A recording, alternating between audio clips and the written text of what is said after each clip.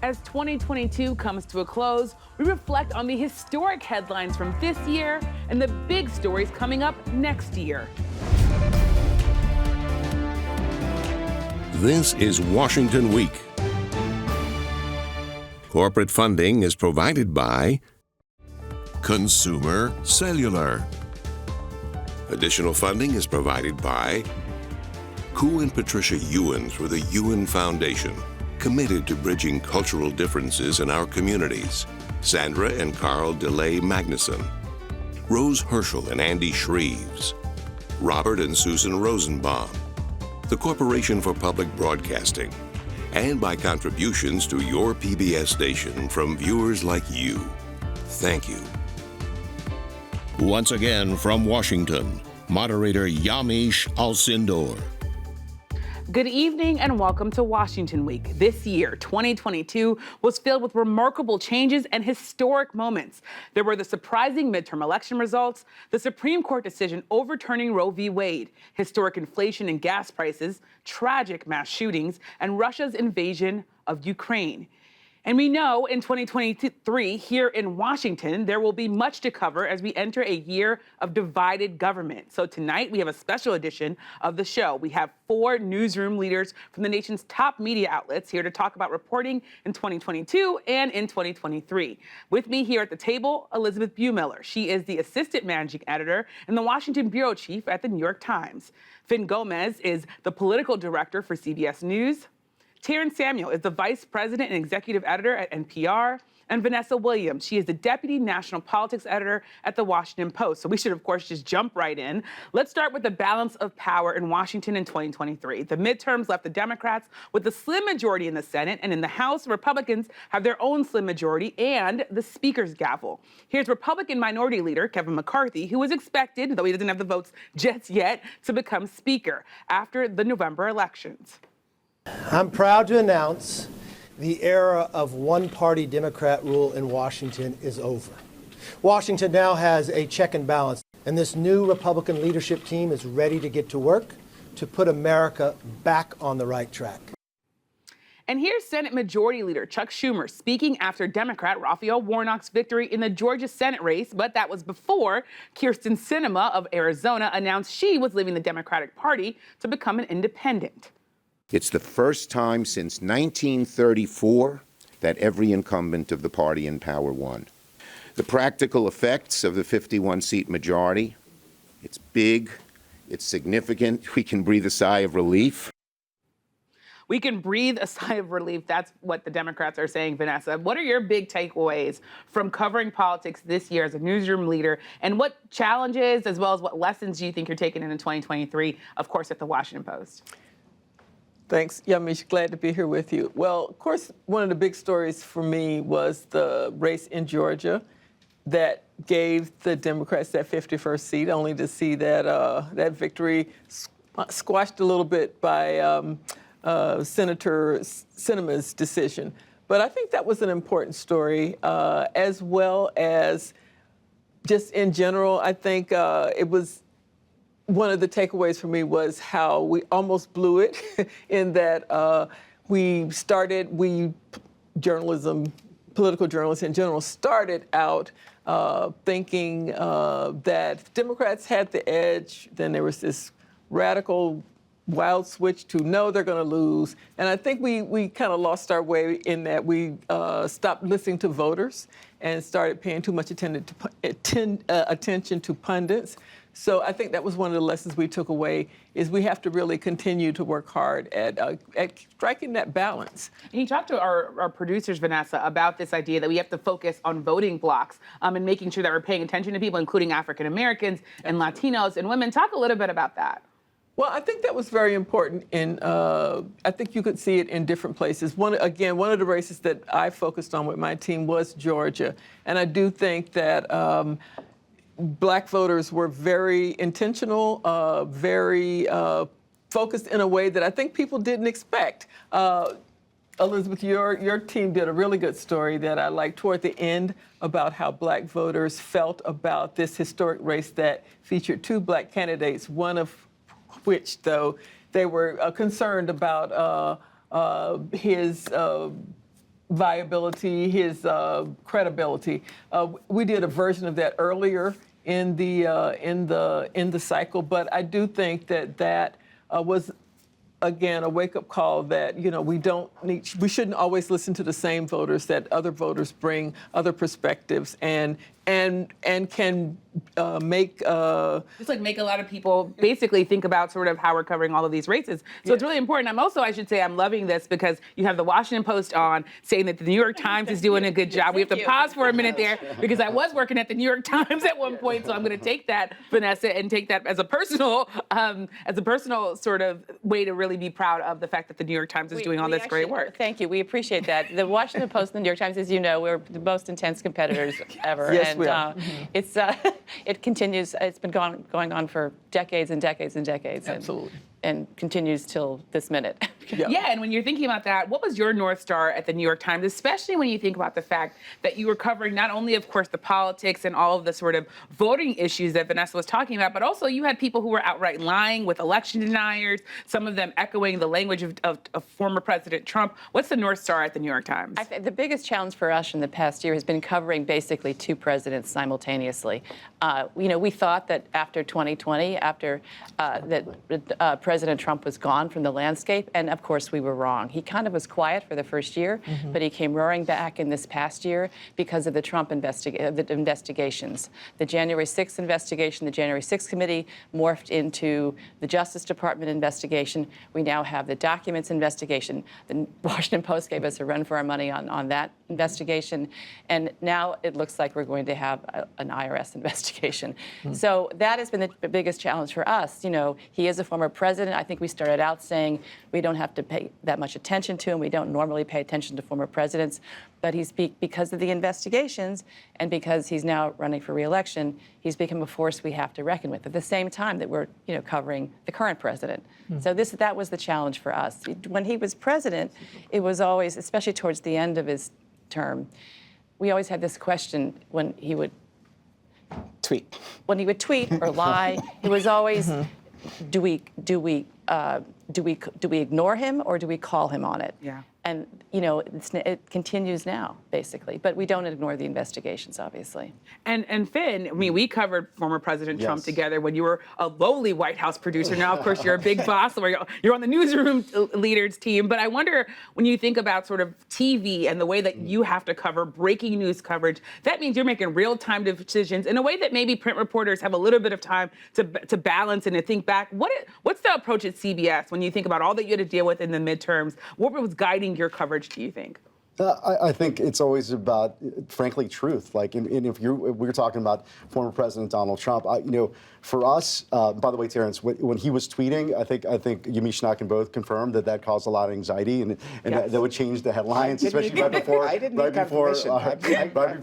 evening news. But I think, especially with the former president, I think now, not only does everything you mentioned, Elisabeth, is absolutely accurate, 100% agree with you, but he also has this really significant hold still on the Republican Party, and for that alone, you have to cover that. You have to cover that narrative. But looking into 2023, it's still going to be a significant one. Yes, he's weakened. Yes, he's politically vulnerable.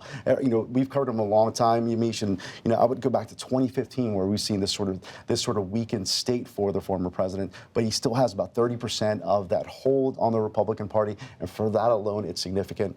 But of course, and to Vanessa's point, also, I think with this seismic, historic midterm election, where it shifted from it's going to be this one narrative to then there's this red wave that became the red trickle to to the fact that that we did have a model, by the way, CBS did, where we saw that if voters of color, if women and young voters came out and turned out, that it would be a very close result, and I think we did see that, but the fact of the matter, that changed so much, and Donald Trump was involved in that. The candidate equality issue, of course, was significant. So all of that, it continues to be a big narrative in this year, leaning into the next one as well. And Terence, when I come to NPR, when I come to National Public Radio, it's often when I'm like, I need to know the in-depth coverage. I need to take a break and listen to calm voices. How does that sort of factor into your coverage? Does it factor in? Does NPR think of itself as the place where it's like, we're here for in-depth coverage? Obviously, you do breaking news, but how does that sort of factor in? Look, I think we're trying to do what everybody else is trying to do and playing to our strengths. People come to us because they hear something and they want to understand it a little better. And clearly we try to do it when I worked at the Post, but there's something about the voice that and the reputation of NPR that tells people that, okay, you come to us and we will try to figure it out as best we can and let you know. And I mean, the answer to your initial question about what 2022 was like versus 2023 is, look, it felt like a hangover. It felt like we had been doing this, and we talked a lot about the politics, but I mean, COVID. I mean, it just kept like, and it was a hangover from 2020. It felt like the same story, and it just kept going and kept going. And in 2023, look, I think we're going to be talking about how we recover from the pandemic economically, and are we going to go into a recession? Did we survive that or not? But the question of Trump and Trumpism and the kind of election denialism that kind of became the chief facet of that movement, I think remains maybe the biggest story that we're going to be dealing with politically. And another big story that you're going to be dealing with politically is the fact that in June, the Supreme Court overturned Roe v. Wade, taking away the federal right to have an abortion. Since then, a number of states have moved to restrict or outright ban abortion. We should remind people that the ruling reversed nearly 50 years of precedent. And it was met with delight from conservatives, but it also triggered a backlash among many critics, and it really was, in some ways, Vanessa, a top thing that was on voters' minds when you think about the election results and the exit polls that we saw. You were talking about this idea that it's not about only thinking about pundits and political consultants, but also, if you're a reporter out there, I know went to like 10, 15 states, abortion was something that I heard over and over. As an editor, tell me a little bit about what you were telling your reporters to try to capture just what this abortion ruling was going to mean politically. Well, I think, again, there was no one-size-fits-all. And sometimes in the national, when you're like doing a national political coverage, it's hard to see that different states, different regions approached it differently. Mm-hmm. One of the more interesting stories we did was how people who did still very much strongly believe believe what the Supreme Court did was fair, bolstered some candidates, and while people who were opposed to the decision drove races in a different way. So again, I think it gets down to what I was trying to say before. It gets down to listening to voters and to paying attention to subtle differences that can make a difference. Because while I think overall it had an effect in pockets, we could see that it was still an issue that drove voters who were opposed to abortion in one way and those in the other. Yeah. The thing that was interesting about the Dobbs ruling is that it happened and everybody said, this is going to help Democrats. And then the punditry and the polling over the next few months kind of went back and forth. Mm-hmm. But if you were a reporter on the ground, it was clear that something had happened to those voters. Right. It was hard to measure, and we were very careful, but it was clear that that was going to be a big deal, and it turned out to be, I think, exactly where... The polls kept on showing that the number one concern of voters was the economy and a potential recession. And so, yes, in the weeks before the election, we decided that abortion had faded as an issue. It was not a concern. And it turned out it was completely wrong. And certainly also, especially the states where abortion was heavily restricted. Again, you were referring to it, the election was very localized, and people voted in different ways in different states, and the national polls just can't capture that. And that was one of the mistakes that was made, I think. And I think one of the things I think we're really proud of, I am particularly proud of, when we had reporters on the ground doing the reporting, not trying to answer the big national questions, the coverage was excellent. And when, for whatever reason, we had to rely on people in Washington or just some kind of the garden grade punditry. Yeah. It was not as helpful and not as insightful.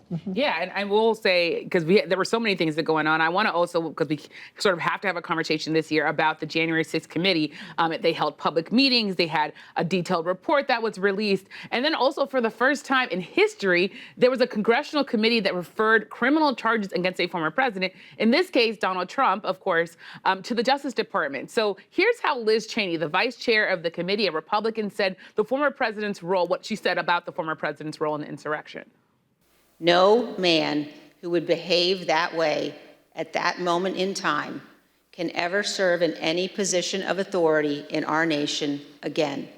He is unfit for any office. So, Finn, you heard Liz Cheney say it so clearly. She's saying he's unfit. We, of course, know that he is also running for re-election now. You told our producers you're fastening your seatbelt to think about this coverage. So tell us, how are you fastening your seatbelt? What are you expecting? Oh, I am fastening my seatbelt. I'm getting ready for this roller coaster ride, which will be the 2024 Republican presidential primary process. Donald Trump, as you mentioned, has entered, in an historic way, because now he's looking. And not only with the referrals, there's multiple investigations. This former president, who is also, again, getting a sizable support within the party, is looking at possible indictments and charges in early next year. And if you're looking at something that could possibly happen, and I think so yes, I think that Donald Trump and his positioning within the party, and when the other potential rivals jumping into the race, including potentially Governor of Florida, Ron DeSantis, his former Vice President, Mike Pence, maybe a couple governors here and there, Nikki Haley, perhaps, Mike Pompeo, and you're going to see this, this process of something we haven't seen before. So yeah, I think it's going to be pretty impactful. And Vanessa, you're at the Washington Post, along with all of us. You might be covering a rematch, right? We might have an 80-year-old plus President Biden, who Democrats will say accomplished a lot. He got these midterm results that are better than a lot of presidents over decades. He might run again. So how is your newsroom talking about covering a possible rematch? I think the way we covered it the first go round. So. I haven't been totally plugged into those conversations. Again, I focus more on sort of voter voices, but I do think it'll be interesting to listen to voters. We are hearing some more and more people saying, I like him, and I think he's a great guy, but we're not sure he should run again. I think again, it'll be fascinating to hear what people on the ground are saying about both. I think Democratic voters are a little more, I think they're concerned about, something that would tear the party apart, and because of course a lot of them are motivated by, stopping Trump. So I think there's some concern there, but I also think, again, folks are just not sure on the Democratic side. On the Republican side, like I said, we've started having very fascinating conversations with people, and you're starting to see some cracks, some people thinking, well, that was fun, that was nice, but it's time for us to move on as a party, and I hope somebody else runs. So. I think it'll be interesting to continue to have those conversations. And Elisabeth, I've been on your staff before, so tell me what you're telling your reporters. Well, we as you know, we work with the politics team in New York, and so, but if there's an incumbent president, Biden, running, and we assume he's going to be running because he says he will, we'll be in with the politics team covering that. I think what's interesting, though, about the January 6th committee is people were very skeptical of the committee in the beginning. A number of columnists wrote that this was a total waste of time, and I think what happened was that, yes, they made the criminal referral, but I think that over the 10 hearings, they used television against Donald Trump in a way that led to some of his diminishment. To be sure, he's very strong among Republicans still, but they painted a picture of, through their very excellent use of television, of an out-of-control president throwing cheeseburgers against the wall of the White House, having temper tantrums, and they carefully documented what had actually happened, which was an attempt by the President of the United States to overthrow an election. So I think that they were successful in doing that. I don't think they convinced those diehard Republicans. Yeah. So going forward, we're going to be, covering the race as well. And we are perhaps expecting some kind of action from the Justice Department in the spring. The Justice Department has to act somewhat before the election really gets underway by their own guidelines. Yeah.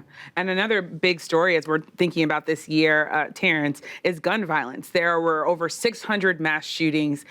When you think about the challenge of covering this mass shootings, how does NPR approach this? Because in some ways you had Uvalde and Club Q and so many sort of tragic shootings, but they also happen so often that it's hard as a reporter sometimes if you're parachuting in and then parachuting right back out.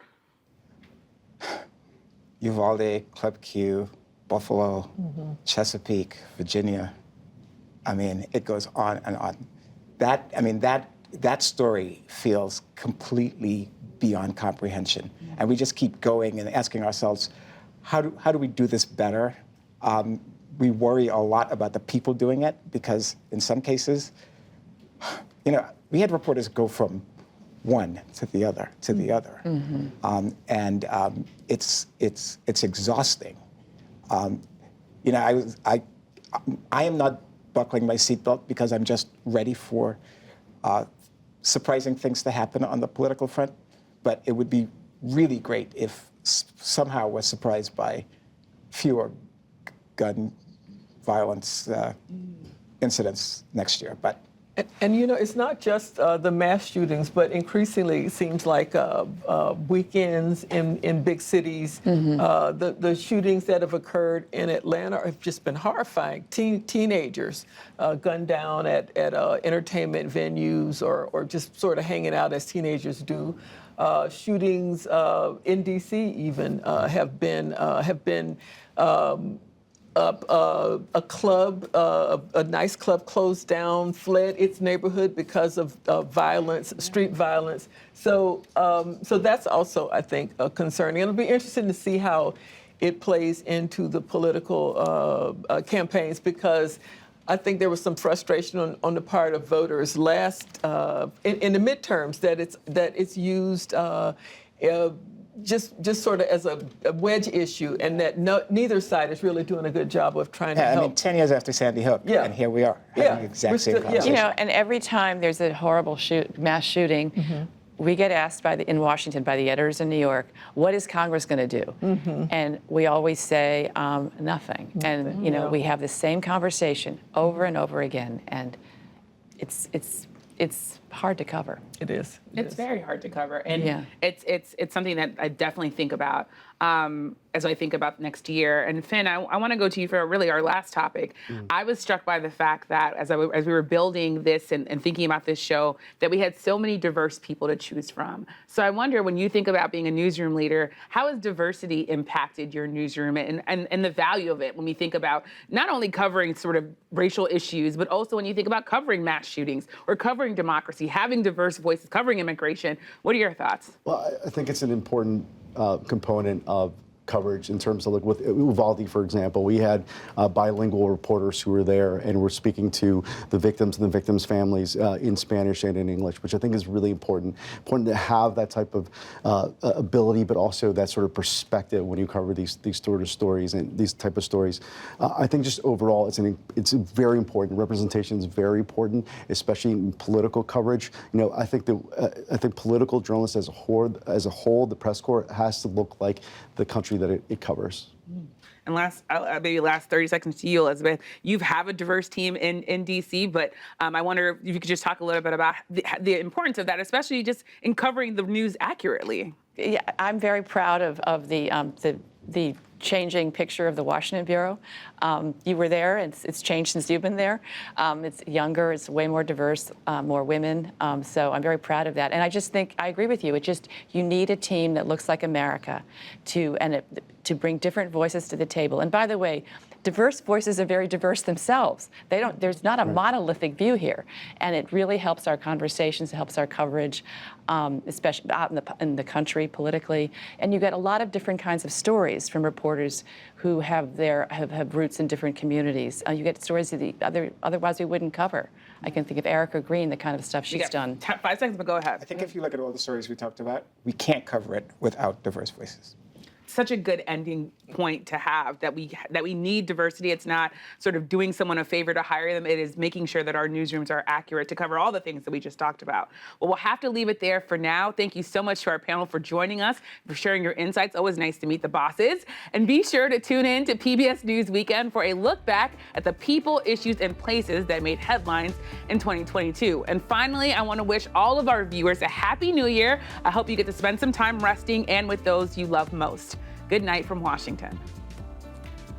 Corporate funding for Washington Week is provided by... For 25 years, Consumer Cellular has been offering no-contract wireless plans designed to help people do more of what they like. Our U.S.-based customer service team can help find a plan that fits you. To learn more, visit consumercellular.tv. Additional funding is provided by Koo and Patricia Ewens with the Ewen Foundation, committed to bridging cultural differences in our communities. Sandra and Carl DeLay Magnuson, Rose Herschel and Andy Shreves, Robert and Susan Rosenbaum, the Corporation for Public Broadcasting, and by contributions to your PBS station from viewers like you. Thank you.